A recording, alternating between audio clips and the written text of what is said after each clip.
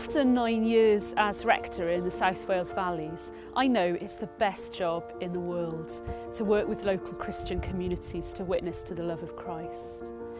As St Padarn's Institute begins to take shape, our small team has been commissioned with the task of finding out what kind of continuing ministerial development will help ministers to flourish. The methodology for our research is simple. It's about listening to ministers. We recognise that for many of you out there, your journey hasn't been a smooth one. You may have not felt supported or enabled to use your gifts, or you may want the space to share a story of encouragement or have a great idea listened to. I love to be with people. Weddings, preparing people for weddings, all stuff like that. I love all aspects of my ministry. I think it's the individual encounters with people. And I don't know what God is doing in those moments, but I just sense there's something that God is doing through those encounters, and I hope that it gives me encouragement that I might be playing some small part in that.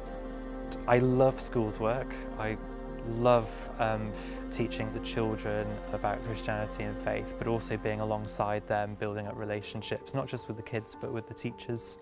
You may have gone through incredibly painful and challenging times amongst the good and encouraging times. The part of ministry that I struggle with the most is loneliness, I think. The most difficult thing is change culture and change management. And of course, along with that comes conflict management. I'm reminded of the prayer of St Francis, the song that says, "Make me a channel of your peace," not to be understood, but to understand.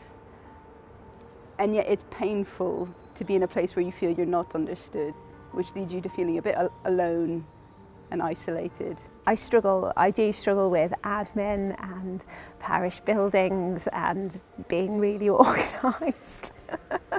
I love going into schools and working with children, primary and secondary, but I feel that's a place where there's a great level of responsibility. Sermons. This project is a space to be open, honest and courageous with one another in sharing who we are and what we need. Shortly, you'll be receiving an invitation to attend a reflective day in your local area.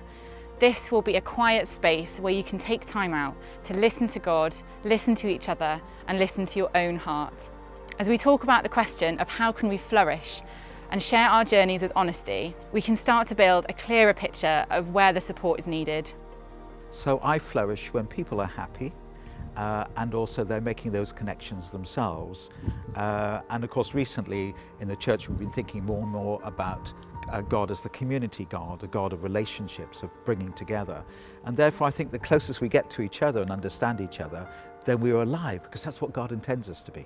Ministry is naturally so busy, and the more we do things that we love, the more we let them take over our lives, and sometimes we just need to take time out so God can kind of impart his vision to us, and that we're not chasing after our dreams, we're chasing after his. You may feel like you're flourishing right now, or you may not, but we know that God made us to flourish and to be the people he made us to be.